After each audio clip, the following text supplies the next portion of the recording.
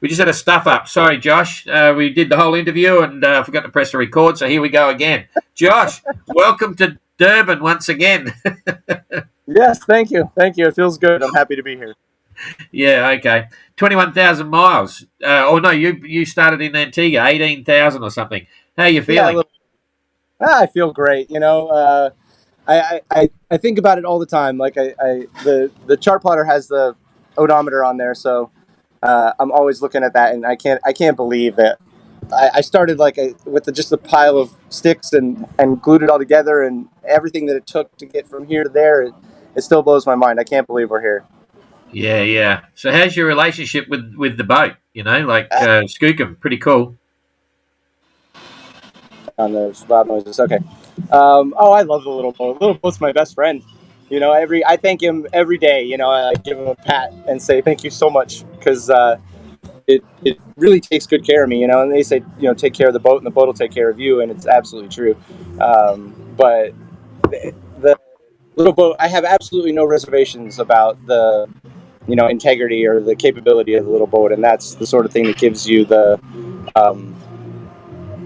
confidence to do like this. Yeah, okay. And you really had a bit of a race this time. You came boring down from the north, you and Jasmine. That must have changed the perspective a bit. Yeah, the dice just rolled my way this time. I think whenever I'm kind of more towards the back, I'm not as motivated to try as hard. And on this passage, I tried a lot harder, so I felt better about that. Put in a little more effort. But at the same time, I'm trying to preserve the boat because this is the part that we have to survive. And after this, then we can really put the hammer down. But I knew I wanted to leave the current stream a bit early because everybody else would have to come back north to meet me or go south through countercurrent for a couple of days. So I took the north route also to kind of take the easier bit of the southerly front that came through. I knew that if I was a bit further north, it wouldn't hit me so hard, and it didn't. I had 25 knots of wind and 2 meter seas or something like that. Totally reasonable. That was I'm really proud. I'm happy. I'm happy. Yeah. Okay. And so you've been living on board for a long time now. How's your health? How's your body coping with the stress of all this way on a plywood box? I feel great. I had a little bit of an illness leaving Mauritius, but that was mostly stress related. I think I just wore myself down, but it was short lived. So, but otherwise, physically, I feel fine. I still feel strong. I pull myself around the boat no problem, and I'm not stiff or sore or anything like that. So, I don't feel like I'm wasting away or anything. You look good, so that's fine. I mean, healthy. Okay, so it's still a bit of a mind game. It's not as bad as the Golden Globe race, but there's challenges. How are you coping psychologically? What's in your head?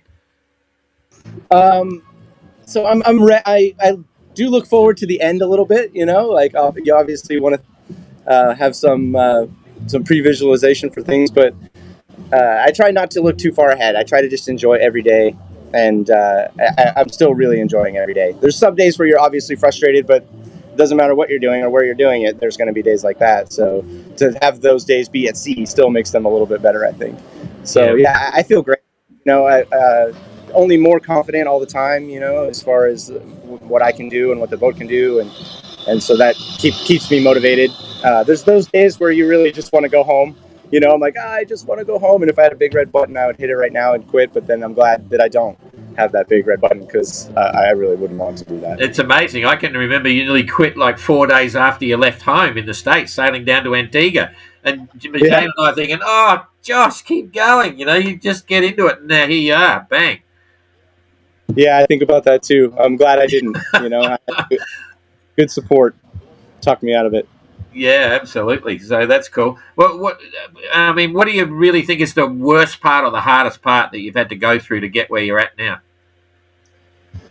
Oh man, the hardest part, to be perfectly fair, was just making the start line. After that, it seemed like everything just kind of fell into place. But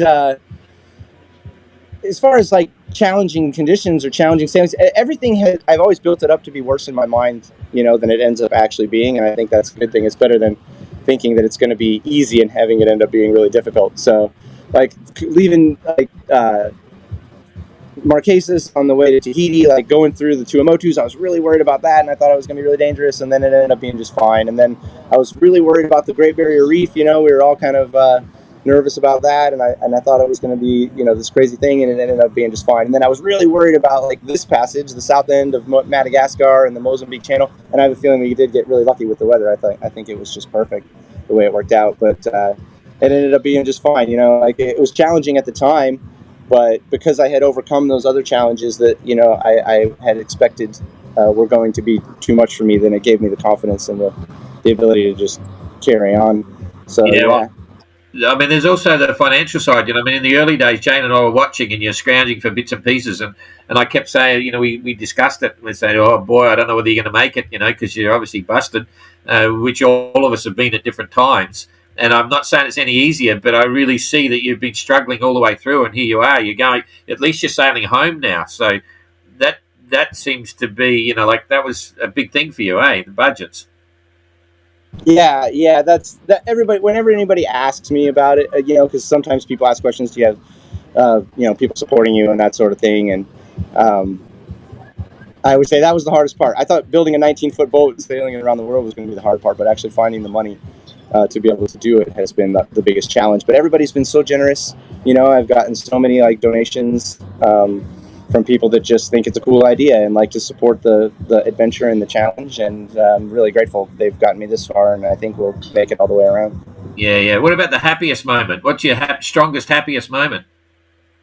Oh man,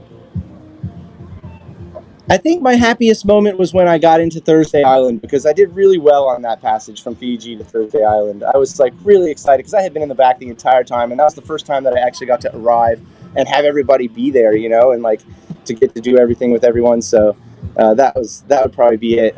But there's been a couple of days like that passage from Fiji to Thursday Island, like 5 days or 4 days out of Fiji, that was just the best sailing conditions we've had in 18,000 miles. It was perfect, like beam reach, you know, like 15 to 18 knots. Like I had the spinnaker and the full main, and the boat was just going perfectly straight.